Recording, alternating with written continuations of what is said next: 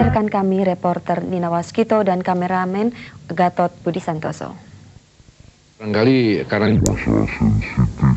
saya kira saya perlu menjelaskan begini, kalau kita melihat 2 tahun terakhir apa yang saya lakukan itu saya kira selalu berhubungan dengan bagaimana mencegah terjadinya pertumpahan darah, mencegah korban di masyarakat. Masih ingat kan saya mencabut dom dari Aceh, saya menarik pasukan dari Aceh, kemudian pada saat pergantian Pak Harto ke Pak Habibie saya antar dengan cara yang sangat... Integrasi Yuriko Guterres Jumat pagi ini direncanakan diperiksa tim Kejaksaan Agung sebagai tersangka pelanggaran HAM pasca jajak pendapat di Timor Timur. Pemeriksaan terhadap Yuriko Guterres di Kejaksaan Agung berkaitan dengan status Yuriko sebagai tersangka dalam kasus pelanggaran HAM pasca jajak pendapat di Timor Timur. Aparat kepolisian. Laporan tersebut serta laporan lainnya dari dunia hukum dan kriminal dapat Anda ikuti selepas pesan-pesan berikut.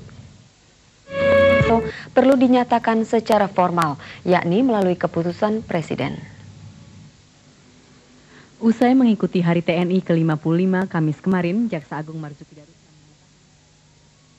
mendapat kepercayaan penuh dari masyarakat, sebaiknya tetap berada dalam koridor dan komitmen terhadap Sabta Marga dan Sumpah Prajurit. Desember tahun ini sudah 5,2 miliar dolar Amerika utang swasta yang berhasil direstrukturisasi oleh Prakarsa Jakarta. Minyak yang diikuti dengan kenaikan harga semen dan bahan bangunan lainnya, para pengembang merencanakan akan menaikkan harga rumah sangat sederhana atau RSS dan dolar Amerika untuk peningkatan pelayanan rumah sakit di kawasan Jawa Timur. Pinjaman lunak dengan jangka waktu pengembalian 30 tahun ini disalurkan oleh Dana Kerjasama Pembangunan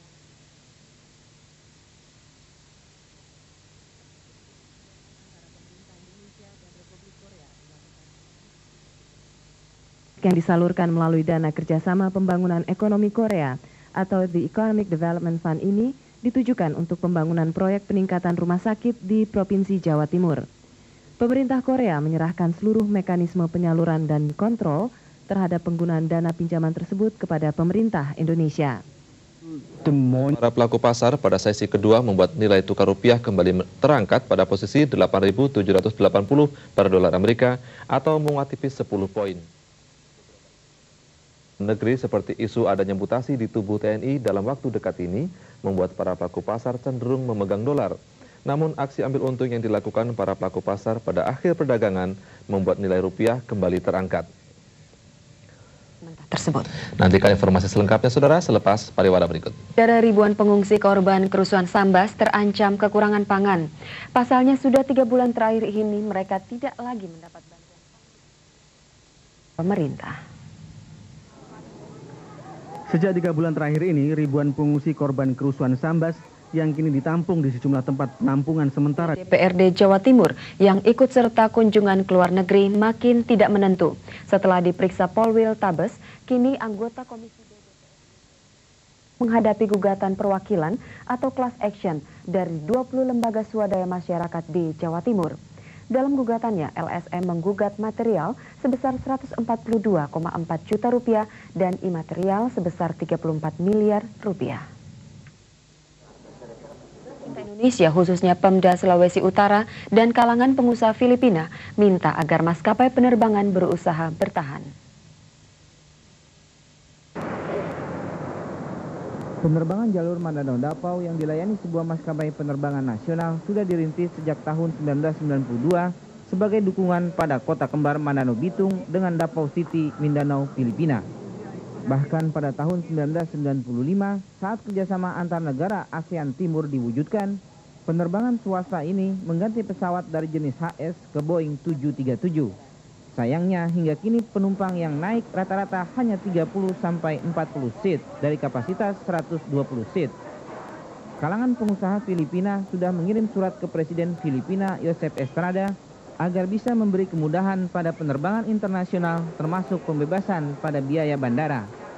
Untuk mempertahankan penerbangan ini, maskapai penerbangan nasional menandatangani kerjasama dengan sebuah maskapai di Filipina untuk melayani jalur Manado-Dapau ke Manila dan Cebu, kota pariwisata utama di Filipina. Bagi pengusaha masih menarik lainnya. Ya, di antaranya mengenai informasi ratusan murid di Bekasi harus belajar di bawah gedung sekolah yang nyaris ambruk. Sukarahayu 02 di Kecamatan Tabelang, Bekasi terpaksa melakukan aktivitas belajar mengajar. Bangunannya sangat buruk.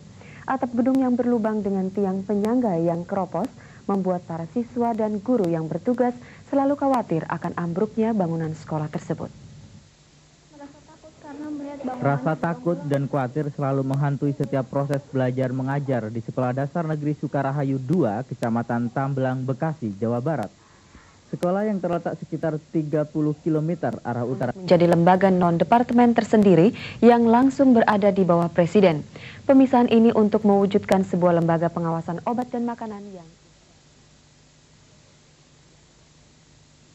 Dirjen Pengawasan Obat dan Makanan Departemen Kesehatan Sampurno mengakui saat ini pihaknya bersama Kantor Menteri Negara Pemberdayaan Aparatur Negara sedang membahas secara intensif pembentukan lembaga non-departemen baru yang khususnya menangani pengawasan obat dan makanan. Acuan pembentukan Badan POM baru itu adalah Lembaga Pengawasan Obat Amerika Serikat atau FDA dan State Drug Administration di Cina.